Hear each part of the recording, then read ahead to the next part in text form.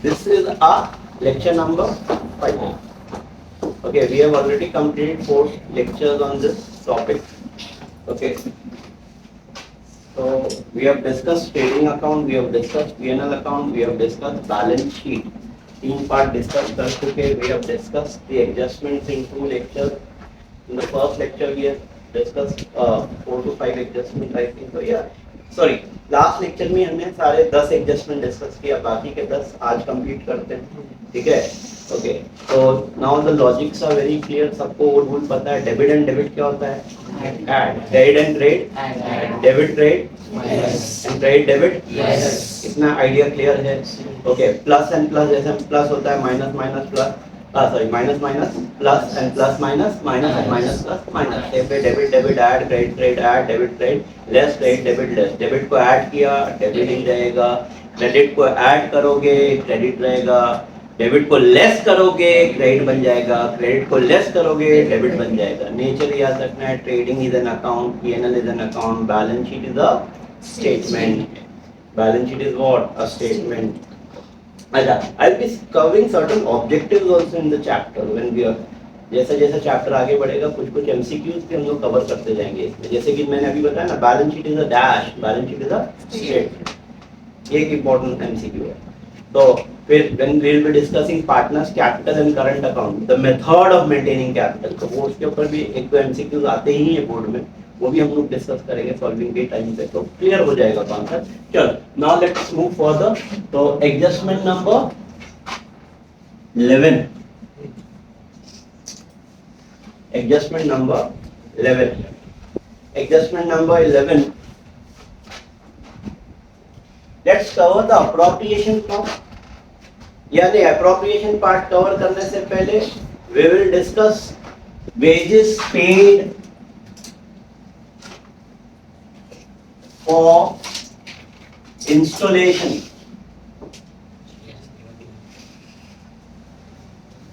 Installation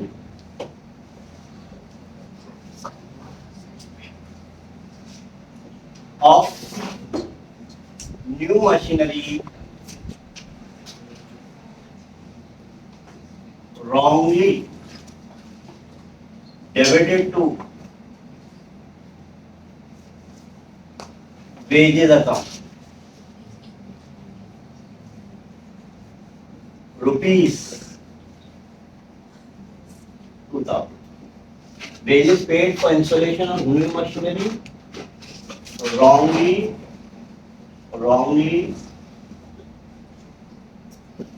debited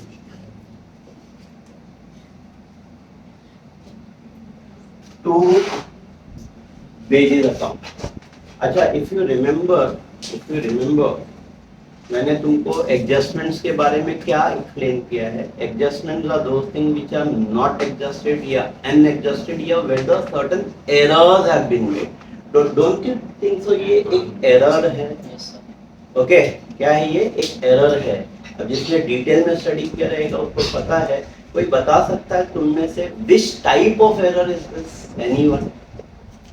एक होता है error of omission. Error of omission का मतलब क्या होता है पता है? एंट्री ही पास करना भूल गए, उसको बोलते हैं एरर ऑफ ओमिशन. जैसे unrecorded purchase, unrecorded sale are part of your error of omission. मतलब they are error of omission का पार्ट है. ये इसको क्या बोलते हैं? What is this type of error called as wages paid for installation of new machinery rupees 2000. और तुम लोग भी, जब मैंने तुम लोग को बेसिक शुरू किया था तो तुम में से भी कुछ लोग बेसिक में एक बहुत कॉमन मिस्टेक करते थे. याद करो, हमने ये देखा था परचेज गुड्स वर्थ रुपीस 10,000, तो एंट्री क्या पास करते हो? गुड्स खरीदा तो एंट्री क्या पास करते हो? Purchase to cash. आया ना? अरे यस एवरीवन, गुड्स खरीदा तो क्या एंट्री पास करते हो? Purchase to cash. और जब स्टार्टिंग में वेरी फर्स्ट लेक्चर था तो बहुत से लोग परचेज ऑफ मशीनरी रुपीस 10,000, तो बहुत से लोग परचेज टू कैश ही लिखते थे. मतलब मशीन को की जगह पे क्या डालते थे? परचेज, क्योंकि वहां परचेज वर्ड आता था. Getting my point? What I am saying? अगर गुड्स खरीदा तो एंट्री क्या पास होती है? Purchase to cash. मशीन खरीदा तो एंट्री क्या पास करते थे? बहुत से लोग गलती से पास करते थे purchase to cash again. Okay, purchase to cash. इनमें से कितने लोग ने किया है ना ये mistake, purchase to cash? But real entry क्या है? What is the real entry? Machinery to cash. Machinery to cash. ये और ये दोनों, ये जो मिस्टेक है और ये, it is the same type of mistake. What type of errors this are called as, क्या बोलते हैं ऐसे टाइप ऑफ एरर्स? याद है तुम लोग को मैंने differentiation between expense and asset सिखाया था नहीं सिखाया था? एक्सपेंस क्या होता है? कोई भी चीज जिसका बेनिफिट उसी पीरियड में खत्म हो जाता है उसको क्या बोलते हैं हम लोग? एक्सपेंडिचर। और कोई भी चीज जिसका बेनिफिट सालों सालों तक मिलता है उसको क्या बोलते हैं? एसेट्स। याद है मैंने बताया था एसी खरीदा, पेंसिल का एग्जांपल दिया था, पेंसिल उसी पीरियड में यूज हो जाती है तो देयरफॉर इट्स एन एक्सपेंस। लेकिन एसी खरीदा तो उसका बेनिफिट सालों सालों तक मिलेगा। तो अगर मैंने सपोज करो एक नई क्लास माइंड में चालू किया, ओके ना, मेरे जेब से क्या आएगा? अगर मैंने नई क्लास स्टार्ट किया, एसी खरीदूंगा तो मेरे जेब से पैसा जाएगा, फैन खरीदूंगा तो मेरे जेब से पैसा जाएगा, फर्नीचर बनाऊंगा तो मेरे जेब से पैसा जाएगा। सब सेटअप हो गया, उसके बाद में I have to pay rent, I have to pay electricity bill, I have to pay telephone bill. अब जैसे मैंने रेंट दिया या एसी खरीदा, दोनों में क्या फर्क है? Rent is recurring in nature, AC is one time in nature. Rent का बेनिफिट उसी पीरियड में खत्म होएगा, एसी का बेनिफिट सालों साल तक मिलेगा। You know what is this called as? Basically अगर तुम कोई एक्सपेंस करते हो जिसका बेनिफिट उसी पीरियड में खत्म हो जाता है उसको रेवेन्यू एक्सपेंडिचर बोलते हैं। और कोई भी एक्सपेंस जिसका बेनिफिट सालों सालों तक मिलता है उसको कैपिटल एक्सपेंडिचर बोलते हैं। क्या बोलते हैं उसको? Capital. But this type of errors are called as errors of principle. But you don't know the principle of accounts, therefore you commit such type of mistake. मतलब वो accountant को उसने, ये actually डिग्री का फर्स्ट चैप्टर होता है जब तुम लोग नेक्स्ट ईयर जाओगे ना डिग्री में, तो तुम्हारा concepts of capital and revenue करके टॉपिक आएगा, पहले ही टॉपिक सबको आएगा बैक पीको वर्ड। तो जिसको ये क्लास डिफरेंशिएशन ही नहीं पता रहेगा वो ये मिस्टेक करेगा। माल खरीद, गुड्स खरीदा तो एंटी परचेज टू क्या है? एसेट खरीदा तो एंटी क्या आना चाहिए? एसेट टू क्या है? लेकिन गलती से क्या बात कर दिया? मशीनरी टू क्या है? तो इसको बोलते हैं एरर्स ऑफ प्रिंसिपल। तो यहाँ पे भी वैसे ही है सेम, ओके ना? हमने क्या किया? Wages paid for installation of new machinery wrongly debited to wages account, wrongly debited to which, sorry, wrongly debited to machinery account.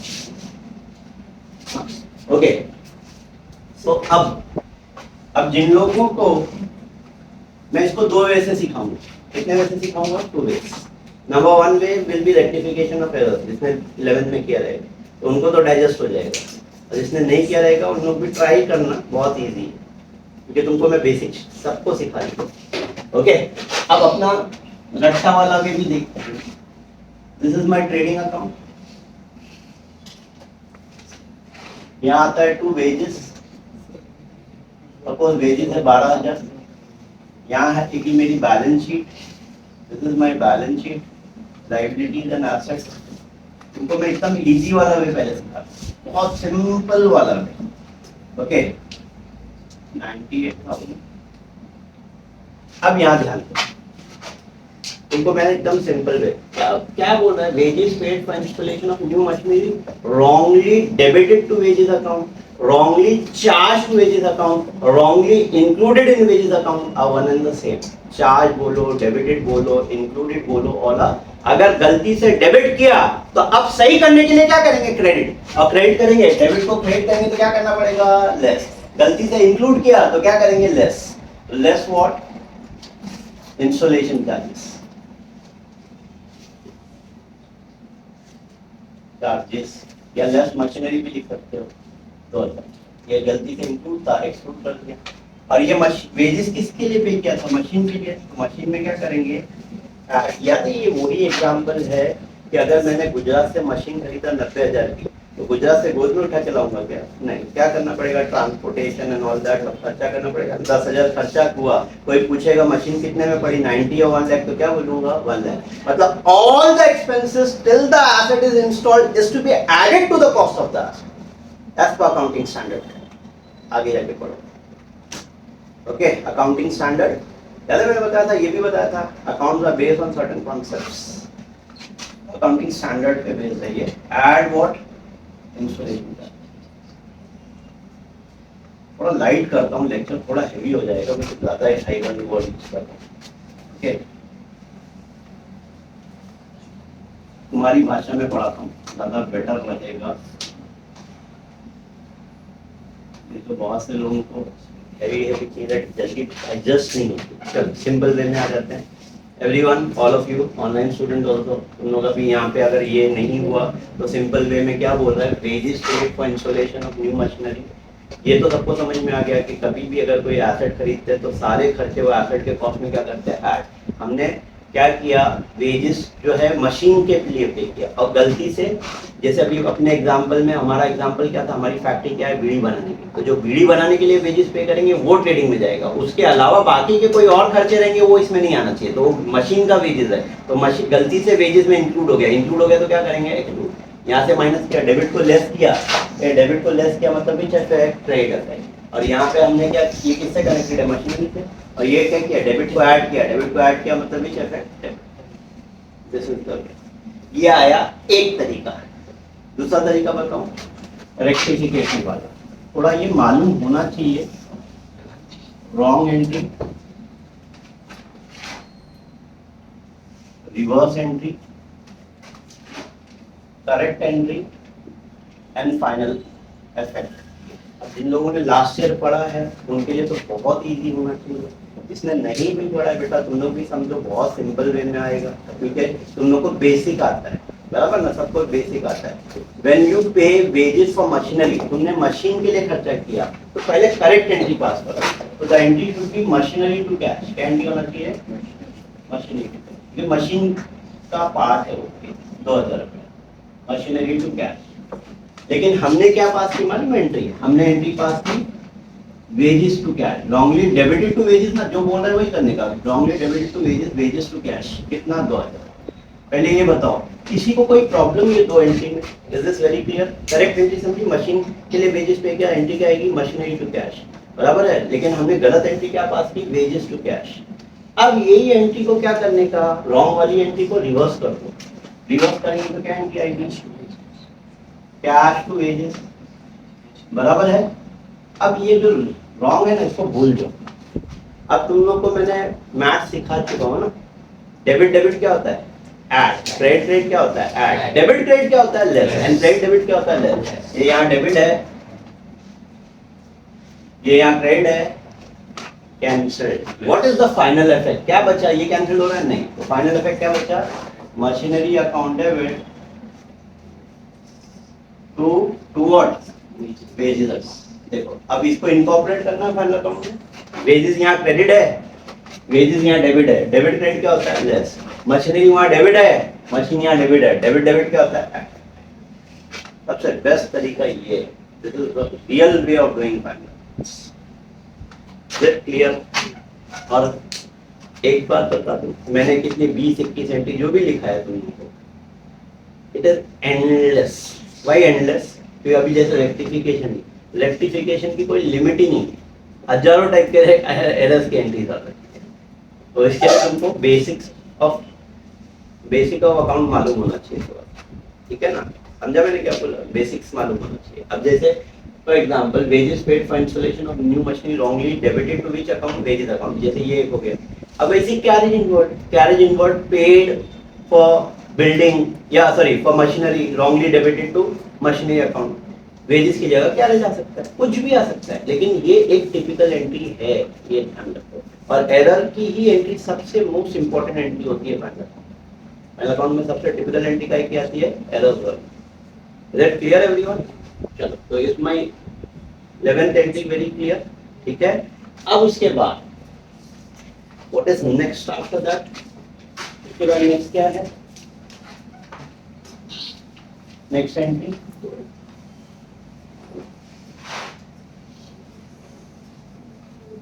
Bill of exchange की है, बिल ऑफ एक्सचेंज पे आ जाता है। अब बिल ऑफ एक्सचेंज की entry, actually अपना bill of exchange chapter हो जाता तो ये ज्यादा इजी पड़ती, बट ठीक है फाइन, तो इट अब यहाँ पे थोड़ी सी नॉलेज बिल ऑफ एक्सचेंज की भी देनी पड़ेगी। Bill receivable include a dishonored bill, a dishonored bill of rupees 10,000. Bill receivable include a dishonored bill of rupees 10,000. अच्छा, आई डोंट थिंक सो यहाँ जितने भी लोग बैठे हैं किसी को बिल ऑफ एक्सचेंज के बारे में एनी नॉलेज कॉलेज में चालू हुआ किसी का बिल ऑफ एक्सचेंज? नो। तो बिल ऑफ एक्सचेंज क्या होता है पता है? नहीं पता है। ओके, एक छोटा सा इंट्रो देता हूँ ताकि थोड़ी सी एक आइडिया आ जाए। ओके, अच्छा, आजकल बिजनेस कैश पे भी होता है, क्रेडिट पे भी होता है। मेनली काय पे होता है? क्रेडिट। ये हमारा hero mister A, mister B. A ने माल बेचा बी को, ए ने माल बेचा कितना? बी को। कितने का? 10,000। कितने का माल बेचा? 10,000। ए पैसा मांगता है किससे?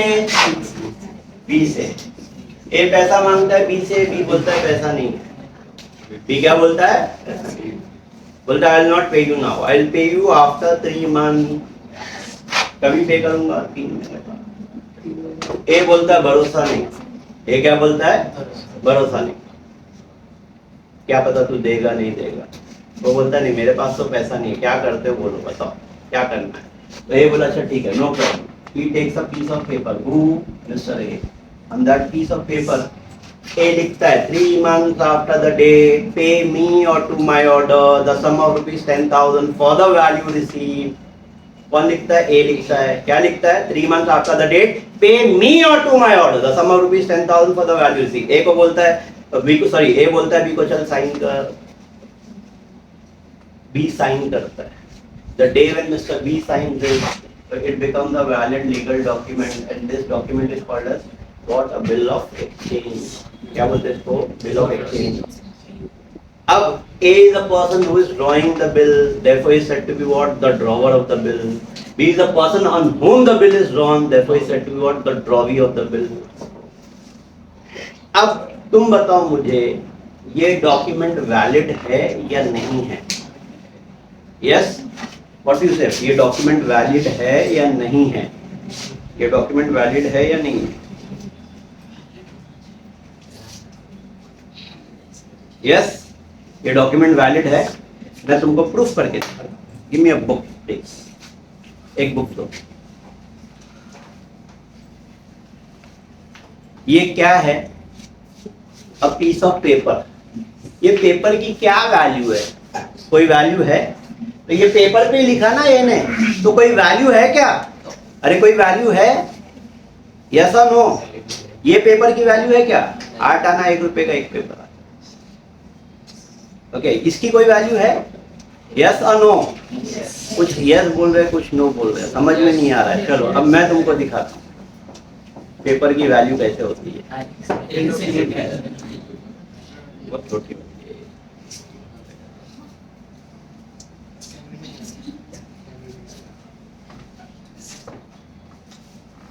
Now you tell me, value है? वैल्यू है? वैल्यू है? कितनी वैल्यू है? 500 की नोट रहेगी तो 2000 वाली तो बंद हो गई। ओके, नहीं तो बहुत बड़ी वैल्यू थी, इतना मजा आती थी 2000 नोट के नोट लेके घूमने। ओके, मालूम ही नहीं पड़ता था जेब में कितने लाख है। ओके, so अब that means what? This has a value. You know why it has a value? Because it is backed by the central bank of our country.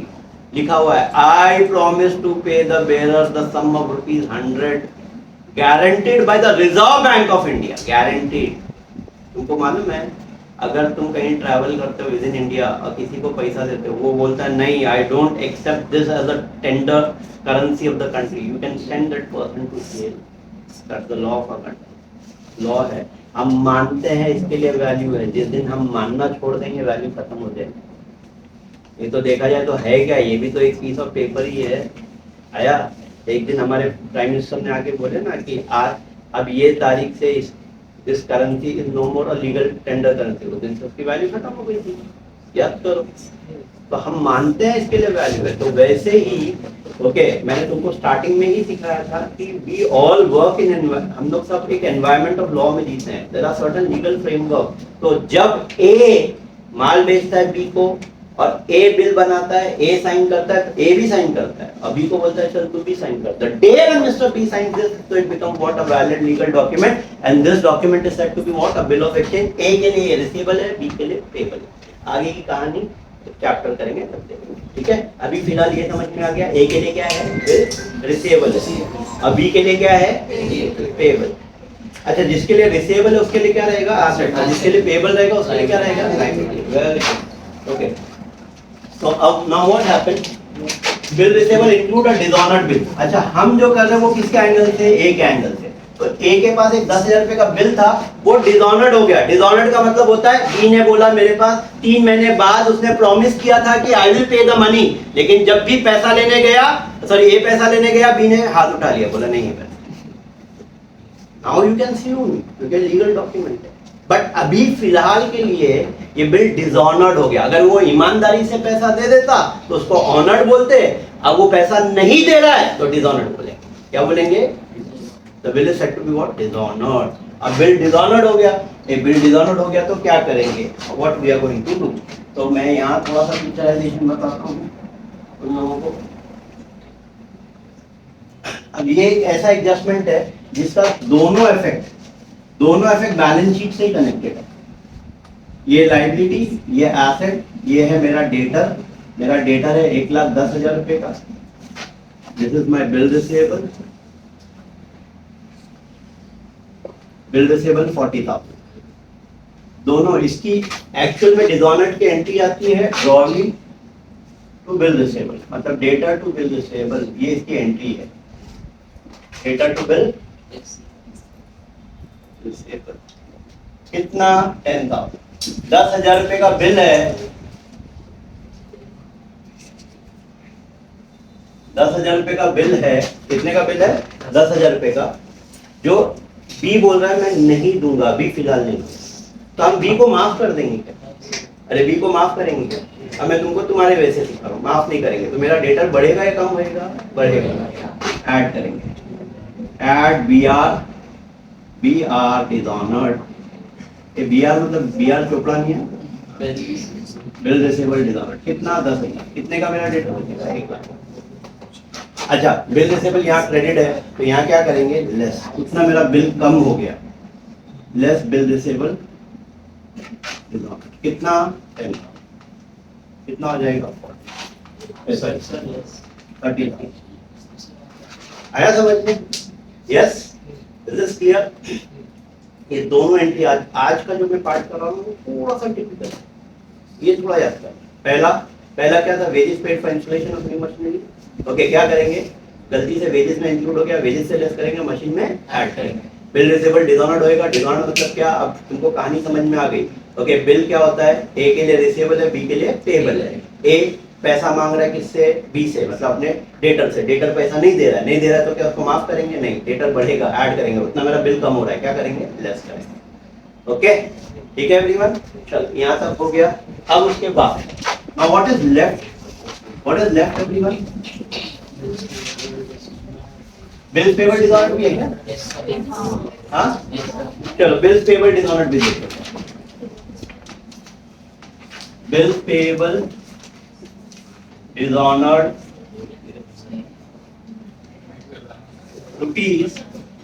₹5,000। Bills payable dishonoured मतलब क्या, अगर हमको पैसा मिलने वाला है तो हमारे लिए रिसीवेबल है, मतलब हमको बीच से पैसा लेना है। ऐसा भी तो हो सकता है हमारी कंडीशन बहुत खराब चल रही है, हम सामने वाले को पैसा नहीं दे रहे, हमने बिल डिसऑनर्ड किया, तो that is called as what, bills payable dishonoured. अगर बिल्स पेबल डिसऑनर्ड हो गया तो जैसा हम ए को माफ नहीं करेंगे तो जिससे भी हमने माल खरीदा वो हमको माफ करेगा क्या, नहीं। हम किससे माल खरीदते हैं, क्रेडिटर से, तो हमारा क्रेडिटर माफ करेगा, नहीं। तो the entry for bill dishonoured, bills payable dishonoured है, bills payable account debit to creditor, same opposite है। ओके, कितना, 5,000। अगेन ये एडजस्टमेंट का इफेक्ट बैलेंस शीट में ही आएगा। अच्छा, ये लास्ट एडजस्टमेंट हमको समझा ना, डेटर को ऐड किया, डेबिट को ऐड किया, डेबिट रहेगा, डेबिट को लेस किया, क्रेडिट बन गया, तो मतलब बैलेंस शीट में ही पूरा इफेक्ट आ गया। यहाँ भी वैसे ही है। अब यहाँ ये मेरा क्रेडिटर है 95,000 का। ओके, बिल्स पेएबल है 35,000 का। Now what is the effect, creditor माफ करेगा क्या पैसा, नहीं, तो ऐड बिल्स पेएबल डिसऑनर्ड। अच्छा, कुछ कुछ ऐसा है ना प्लीज, कुछ कुछ एडजस्टमेंट ऐसे भी रहेंगे कि हम सॉल्व करते करते भी बाय हार्ट करेंगे। ये कितना हो जाएगा? ओके, और यहाँ पे बिल्स पेबल से लेस, बिल्स पेबल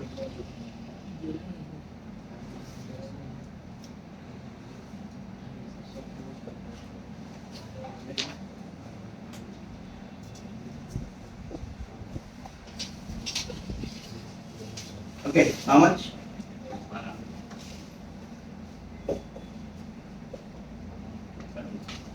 आया?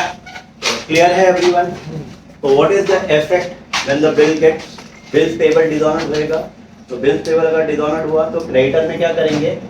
Add to creditor and less from bills payable, क्योंकि उतना मुझे मेरे क्रेडिटर को और पैसा देना, कि अभी नहीं दिया वो माफ नहीं करेगा। और सेम वे मेरा बिल क्या होएगा? कम होएगा। वहां भी वैसे ही था, यहाँ पेबल कम होएगा, वहां इससे भी कम।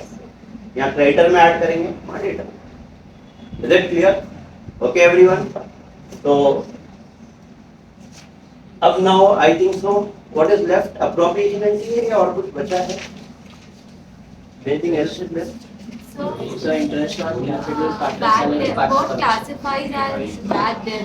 I mean, I can, if this person doesn't give That the is- next year, then I'll include him in the bad debt. Yes. अगर आगे जाके नहीं देगा तो वो बैड डेट बनेगा, it will become your bad. अब ना अप्रोप्रिएशन ही है ना, क्या है next? Interest on capital, partner salary and partner commission. बस यही लास्ट है क्या? क्या क्या आगे भी है कोई एडजस्टमेंट बचे हुए? Anything else? Anything else is remaining? यही है? चलो, तो अब नाउ योर अप्रोप्रिएशन, ये सबसे इजीएस्ट पार्ट है। कल ये बीच की 3-4 एंट्रीज थोड़ी सी टिपिकल है, वो थोड़ा ध्यान रखना है। जब सॉल्व करेंगे तो और ज्यादा डिटेल में मैं बताऊंगा। Appropriation is the most simplest part. जैसे याद है good loss by fire, loss by theft, वो सब एकदम इजी था ना, क्योंकि गुड से कनेक्टेड है ट्रेडिंग के क्रेडिट में, दूसरा पीएनएल के डेबिट में अगर लॉस है तो अब पार्टनर लेके गया तो पार्टनर्स कैपिटल में, बराबर है। इन शॉर्ट रहा तो 3 इफेक्ट वी हैव सीन, वो सॉल्व करते करते याद कर लेंगे। अब ना अप्रोप्रिएशन पे आ जाते हैं। What do you mean by appropriation? क्या होता क्या है appropriation? What is appropriation? Appropriation means what? अब जैसे मैंने तुम लोगों को याद बेसिक्स में सिखाया था, ये है बिजनेस, ये है बिजनेस और ये है कौन? हमारा बिजनेस मैन।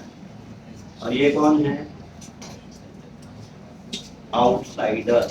तो बिजनेस दो लोगों से डील करता है, बिजनेस दो लोगों से डील करता है, एक बिजनेस और बिजनेसमैन और एक बिजनेस और आउटसाइडर। ये बिजनेसमैन जब भी बिजनेस को कुछ भी देगा तो क्या बोलते हैं हम लोग? Very good. और कुछ लेगा तो क्या बोलेंगे? Everyone agree to this? कुछ देगा तो कैपिटल, कुछ देगा तो यहाँ ध्यान दो कि सीधा बैठो। ओके, तो अगर बिजनेसमैन कुछ भी देगा तो क्या? कैपिटल, और कुछ लेगा तो ड्रॉप। Is it clear? अभी कुछ दिया तो कैपिटल, कुछ दिया तो ड्रॉइंग। अच्छा, अब मैंने तुम लोग को ये भी बताया था कि बिजनेसमैन बोल सकता है, सोच सकता है, समझ सकता है, फील कर सकता है। क्या बिजनेस बोल सकता है? क्या बिजनेस समझ सकता है? क्या बिजनेस फील कर सकता है? क्या नहीं। बट दोनों के बीच में बातचीत होती है, यस और नो? यस। क्यों होती है और कैसे होती है? Based on what? Based on the principle of, क्या principle? Based on separate entity concept. Separate entity concept ऐसा बोलता है, मतलब जहां पे भी अज्यूम दैट कि बिजनेस भी बोल सकता है, सोच सकता है, समझ सकता है, फील कर सकता है, डायलॉग में एंटर कर सकता है। तो दोनों के बीच में डायलॉग शुरू होते हैं। बिजनेसमैन ने बोला मैंने जो पैसा लगाया अगर मैं कहीं और इन्वेस्ट करता तो मुझे क्या मिलता? इंटरेस्ट। बिजनेस बोलता है मेरे से इंटरेस्ट लेके जा। वो बोलता मैं किसी और का माल बेचता तो मुझे क्या मिलता? कमीशन। बिजनेस बोलता है मेरे से कमीशन लेके जा। वो बोलता मैं किसी और के पास काम करता तो मुझे क्या मिलती? सैलरी। बिजनेस बोलता है मेरे से सैलरी लेके जा। अभी यू टेल मी, अगर बिजनेस इंटरेस्ट ऑन कैपिटल देगा, सैलरी देगा, कमीशन देगा, तो बिजनेस के लिए क्या है?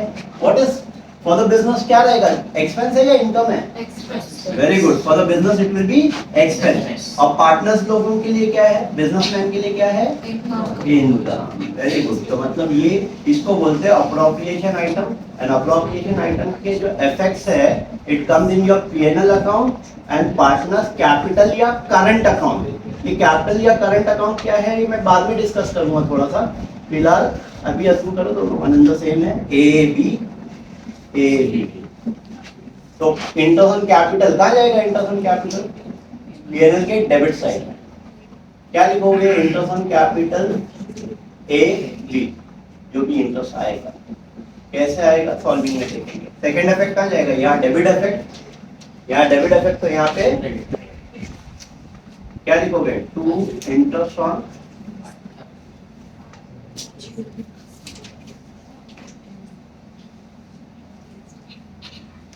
बराबर है। पार्टनर को अगर कमीशन देंगे तो क्या लिखोगे? To partners commission. समझ गए? A B. सेकेंड इफेक्ट कहाँ जाएगा? Bye partners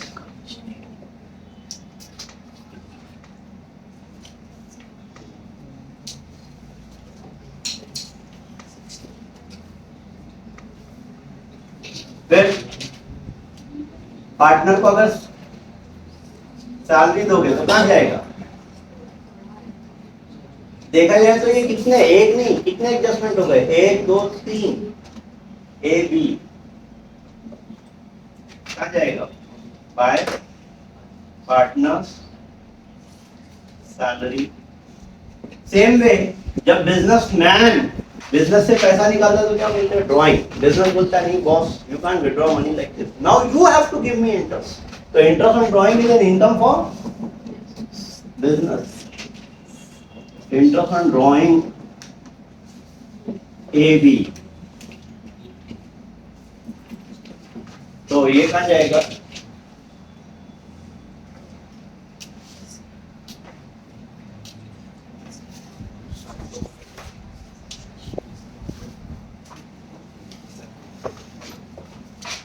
Yes, and I hope so all the adjustments are clear. Yes, and this is the most simplest one. This is the most simplest one. Partners are, ये logic याद रखना है। और इधर का logic बताओ, इधर का ये ड्राइंग का इंटरेस्ट ऑन ड्राइंग। देखो drawing start with which word? D, debit word. Interest on drawing, ये भी ड्राइंग से कनेक्टेड है तो ये भी कहाँ जाएगा? Debit. Partners capital. Is it clear? इधर ये सारे एक्सपेंसेस है बिजनेस के मैन के लिए इनकम है, यहाँ ये इनकम और ये। Is it okay? And this finishes off your entire explanation of your final account. Now we can start with the problem. We have done 3 basic problems of FYJC. अब हम लोग अपना 12th का चैप्टर आराम से शुरू कर सकते हैं।